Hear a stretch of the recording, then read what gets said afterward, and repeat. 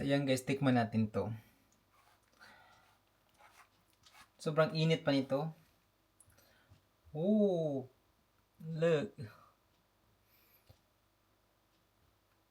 Oh, ay! Hmm.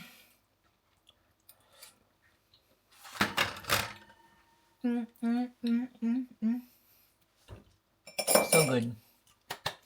I'm happy the result. Hi guys! So, today gagawa ko tayo ng cassava cake. So, ayan, meron akong cassava na nabili. So, balatan ko na lang siya muna and then i-grate ko siya. Meron akong condensed milk and then butter.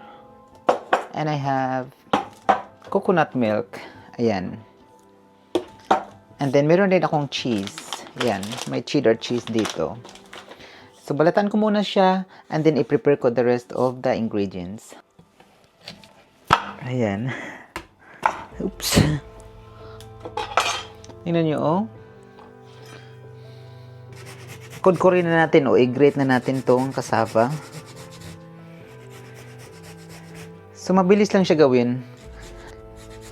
Continue lang natin hanggang sa matapos to.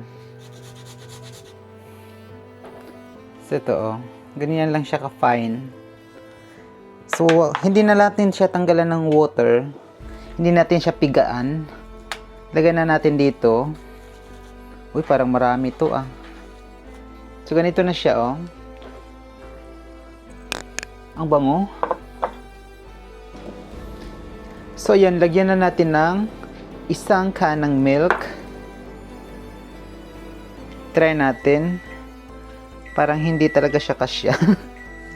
So, ayan, ilipat ko dito sa malaki. Hindi talaga siya kasya.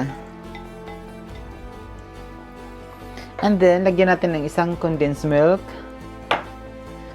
So, ubusin ko ang isang condensed milk para hindi na ako gagamit ng sugar. Talagang sisimutin natin to para hindi sayang. And then, lagyan siya natin ng kunting salt. Kunti lang. Para at least mabalance naman yung alat at saka tamis. And then, meron akong melted butter dito. So ayan. Lagay natin dito. Mix natin. At lagyan ko pala siya ng isang egg. Yan. Then, i-mix natin ulit. So, ayan. Ito, i-mix natin to.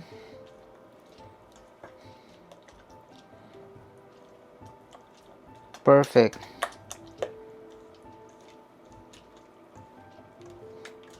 So, ganito yung consistency niya, oh. And then, ilagay natin yung cheese. Ayan. Then, i-mix natin.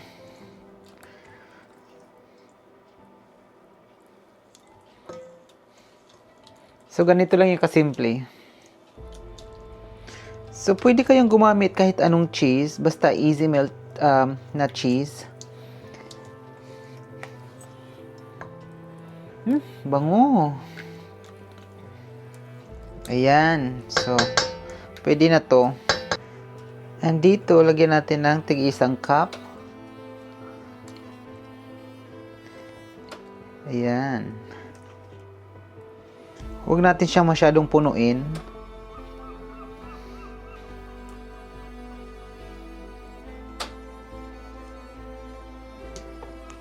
Dagdagan natin dito. Dito. At saka dito. Ayan. Sisimutin natin lahat ito. Oh.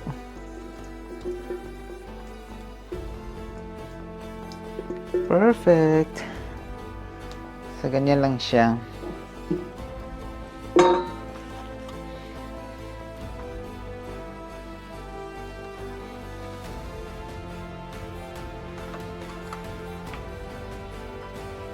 Okay, ganyan.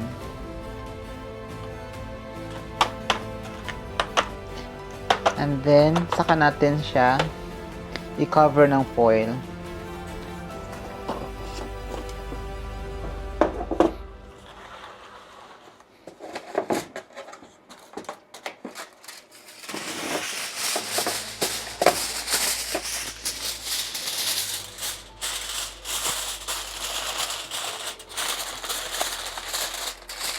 Cover natin bago natin ilagay sa oven.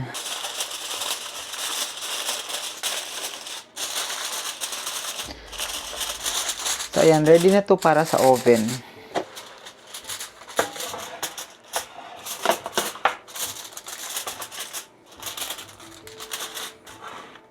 So, tatlo dito yung isa.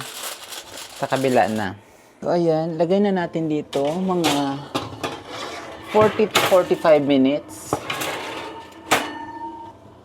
So, ayan na. So, balikan natin yan after 40 to 45 minutes.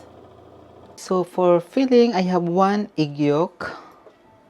And then I have butter. Melted butter. And I have cheese.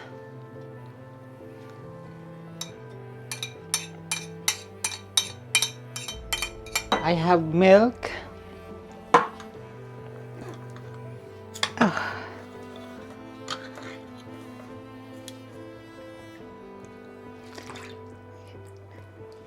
There you go. And I have condensed.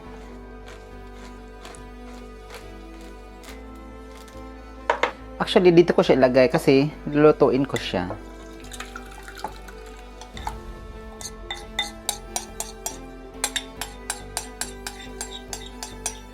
And then condensed milk. Just half.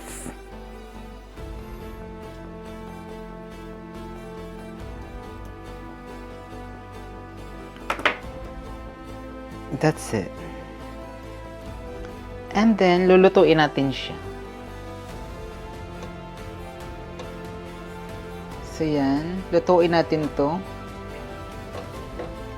Hanggang sa mag-melt yung cheese. Ooh, wow. Looking nice.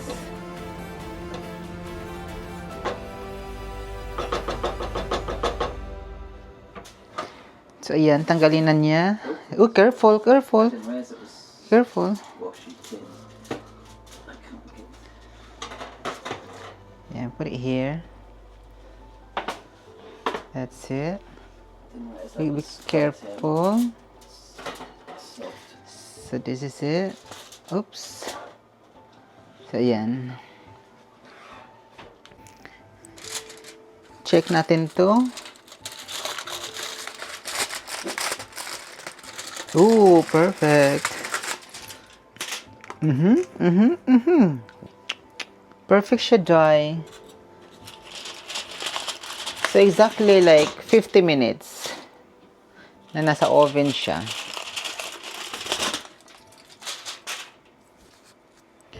The other one.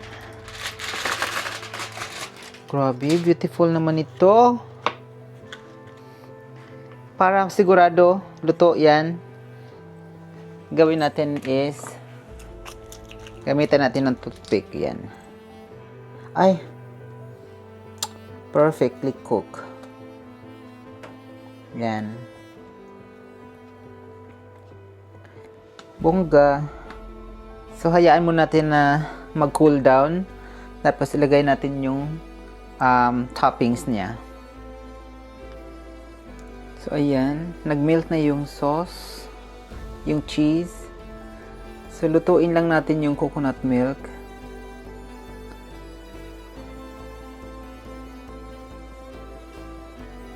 Hanggang sa mag-thicken yan. Perfect.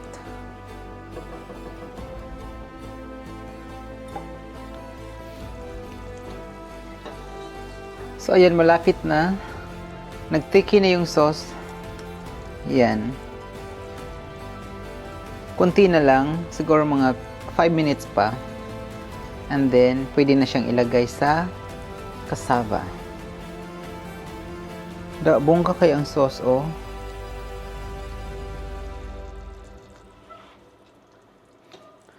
So, ayan. Ready na yung sauce. Ilagay na natin sa top.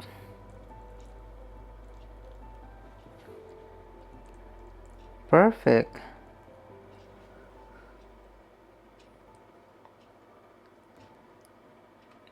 And this one.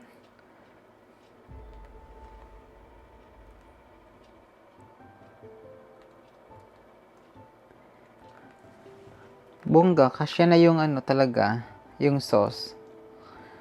And then, ibalik natin to sa oven.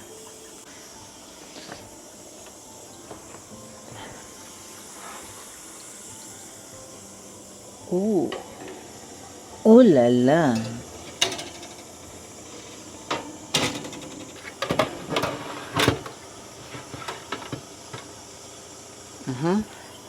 Takpan natin.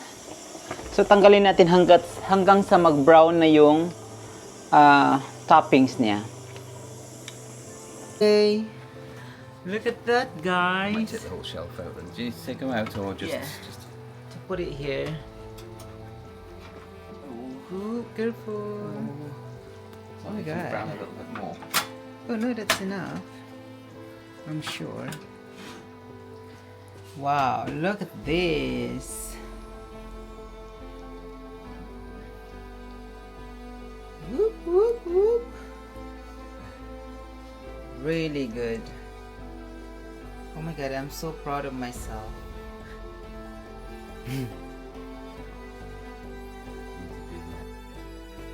So yan guys, tikman natin to.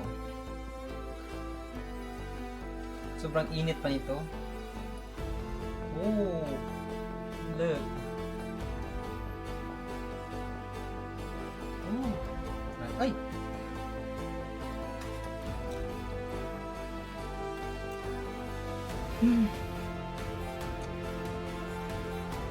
Wow. Promise na perfect ko siya. For me lang, ha?